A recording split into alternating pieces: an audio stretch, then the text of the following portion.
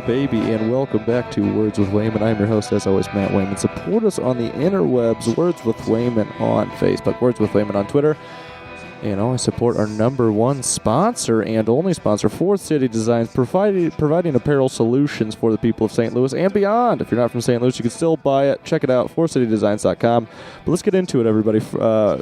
Awesome episode. Very creative, awesome person. Please welcome to the podcast, Mr. Erik Rodne, everyone. Hello. Graphic designer, theater manager. You do a lot of stuff. You are a man of many talents. I want to thank you for hats. Yeah, you can. And you also wear a lot of hats as well. I guess the first question is not even really a question. We met through the Crossroads Theater, which is a brilliant theater and 5 Points. You guys just got an awesome write-up and the Westward cover. Yeah. Congratulations. Thank you. How did you get involved with this theater? Just start there. I found this theater through desiring to help. Nice. Are you from Denver originally? I am not from Denver originally. Where do you hail? I hail from northern Minnesota is where I was born. So I've slowly matriculated out west. Yeah. And showed up on a Monday. Mondays are kind of the work days around here. Yeah. And found Jared up on a ladder.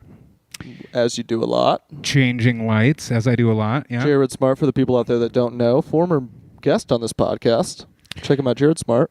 And didn't come to find out until much later that both Jared and I shared a fear of heights. Oh, nice. But instantly showed up, got up on a bunch of ladders, started moving some lights around here on the stage, and been showing up and trying to help out ever since. So it's just kind of just like a show up and do what needed to be done type thing in the first place? Yeah, I think so, pretty much. So for the people out there that don't know, this is an awesome theater in the heart of 5 Points in Denver, which there are some other theaters and stuff in the area. Definitely not, I guess this is on the newer sense, but this was originally a Christian theater where they did a lot of Jesus stuff, right?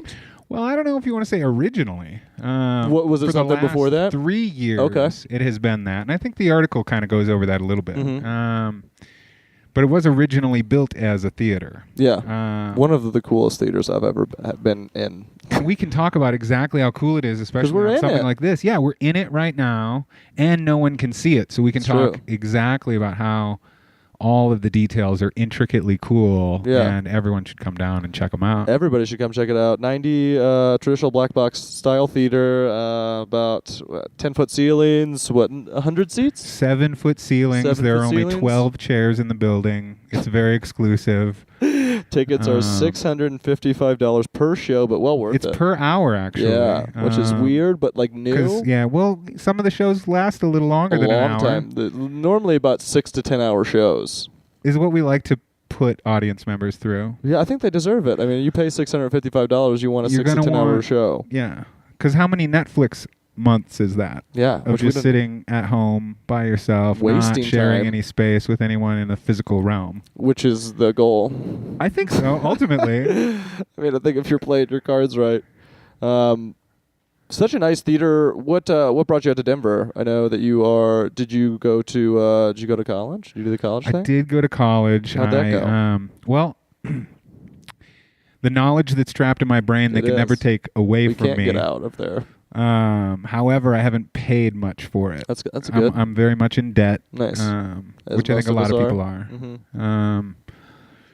But trying to do something with some sort of skill that I'd learned. Which was in college graphic design? And computer science. Cool. I wanted to be a double major and ended up really kind of majoring in one and minoring in the other. So. Which is kind of like where your, I guess, like SEO optimization and all that type of stuff comes from, or background a little bit? Some of the computer science stuff is like that. Yeah, like knowing how some of that stuff works. Have you always been a computer kid? Was that there from the start? Didn't get a computer until I was probably 16. Whoa.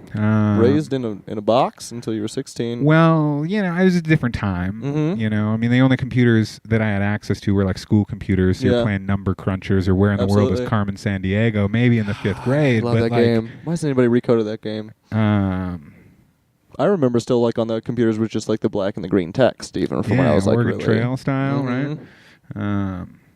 But enjoyed them. I like math. In a really simple, clean way. There's some objective truth stuff that kind of exists there that makes it simple. That balances out sort of the world and how complicated it can be from time to time. Absolutely, where it's just a finite thing where you can go in there to know what you're going to accomplish. 2 is always going to equal 4, and a certain thing is always going to make a machine do a certain thing. So is it coding type stuff like that, or more as just like playing games and kind of just learning about the computer? I think a bit of both. Actually, got to take my first computer programming class and built a game. I remember it was the basic computer language, which is not a good computer language. Mm-hmm. What's that for people out there that don't know? Well, there are like well put together computer languages, and basic is probably where the term basic bitch comes from. Right? Yeah. It's like where does that even? There's languages that are well regarded, and then there are languages that are just, why are you doing this? Why are you acting this way? Kind of ass backwards. There's another thing called spaghetti code that Basic is really, really good at, right? So, anyways, made this little game thing where I could, play 3 different games on it, and it was sort of like my own little Nintendo version, kind of thing. So that was like the first. It's coding and games, a little bit of that. So it was one of those things where you took it and you just kind of like found a little bit of creativity outside of it and designed your own thing? Yeah. How long did that take you, think? Probably a long time?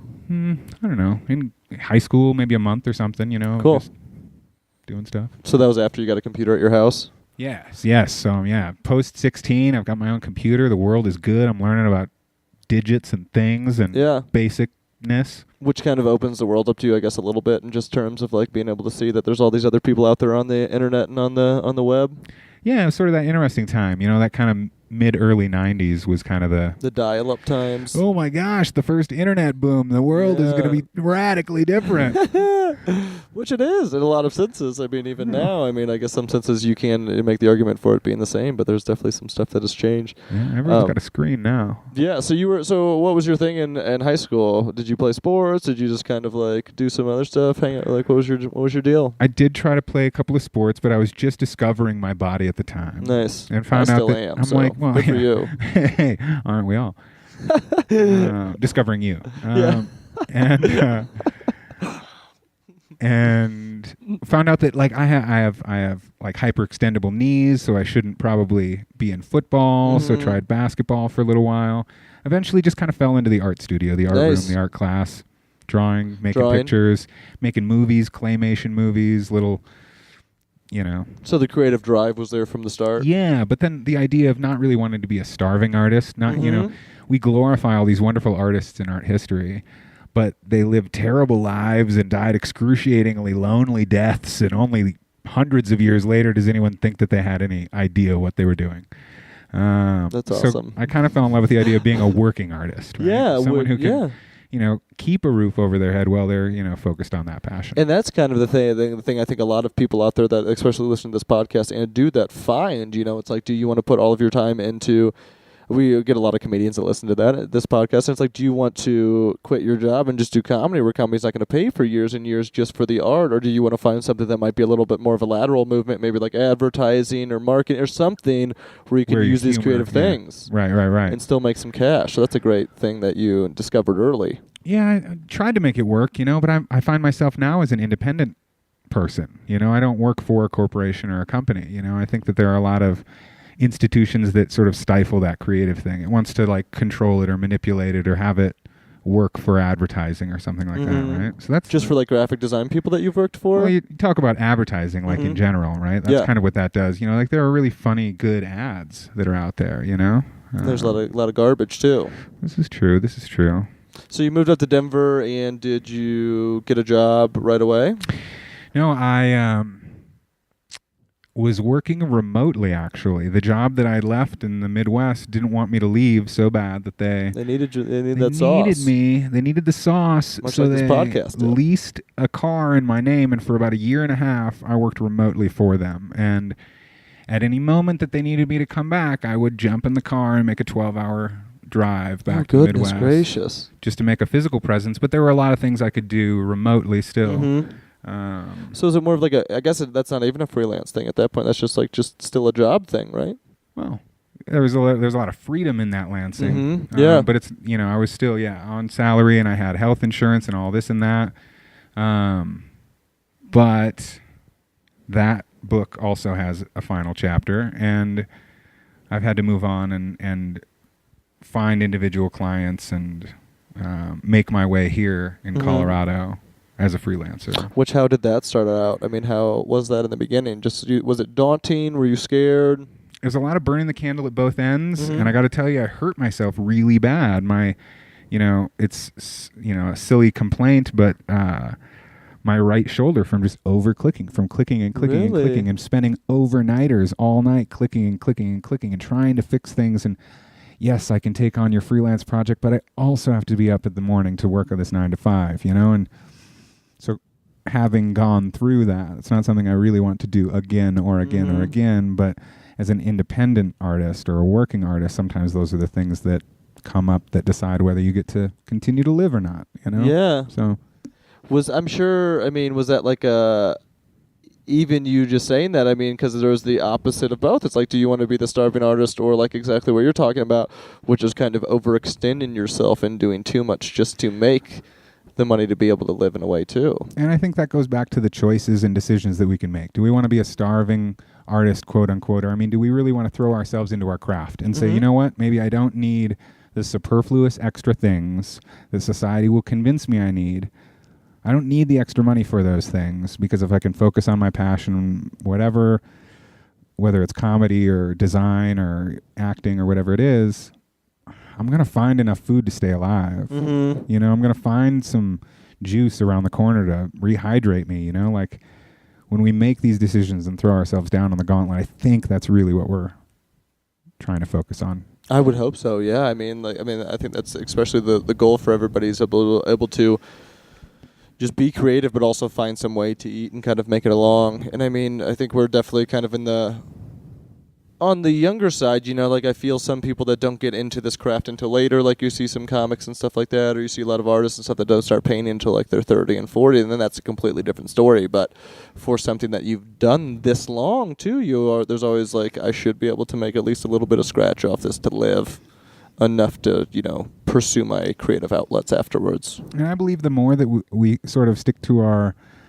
intuitions on these things and focus on our crafts and our passions and what we believe in, the world will continue to challenge us, but at some point we can say, yes, no, I deserve a little bit more scratch for this, or this has got to buy 2 weeks worth of food, not one. Yeah, because of the quality and stuff that that you can put out because you've been doing it long enough, and also just experience too. You deal enough with people, and they're like, "Oh, I'll give you $200." You're like, "Yeah, I could, but I'm more at $500 because you know how to sell, or you know how much you should charge for yourself too." Yeah, it's good to know what we're worth, right, and to stick to our guns on that. I think that's a really positive thing. I feel like a lot of people feel worth less, and so for us to be willing to sacrifice certain things to say, "No, I am worth this." And I'm holding out until someone is willing to, pay that amount, I guess. Pay that cash. So we're getting down to it for the end of the first episode. I got one more question before we get out of there. I guess just for anybody that is like thinking about getting into a creative outlet, if anybody's thinking about getting into design, painting, poetry, whatever creative outlet it is, I guess just what advice would you have for them? What's better than money is a question I would ask, because I don't think you're going to get a lot of money out of it. Yeah. I think you can get a lot of social security, quote unquote. You'll have a network of interesting people. What is it more than money that you want to get out of this? Because if it's money, you shouldn't do it. Because if it's money, I don't think this is the thing that makes money. I feel like some people do, though. I feel like some people do, and some people get lucky and they find someone who really wants to bankroll them. Or just get into this because like they want money for like a creative outlet for I just cash. don't feel like that's going to be the thing, though. Like I feel like if one really taps into their heart and creates some like really pure, good, potent stuff, whatever that is, whether it's comedic gold or acting genius or whatever, I don't know. We live in a society that gives people money as like a credit for you did a really good job, but I think that there are other things that are worth more than money that tell people they did an even better job than money can do. And I think if we focus on those, we'll likely find those things. And that's better than money. You get it, kid. You get it. That's so great.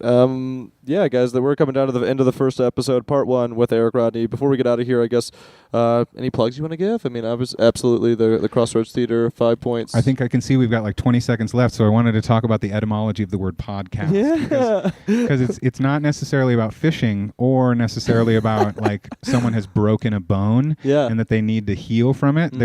That there's some sort of like finished state at one point one can take off the podcast. But that it's more like the fishing thing where it's the catch and release because we're capturing this moment and then just sort of capture a cool moment, which is like this conversation that I don't feel like me and you would have if it wasn't for these microphones or this computer, which is the podcast. But there's not even a pod in the situation here right now, though. I mean, I got an Apple computer now. But that's not the pod, right? No.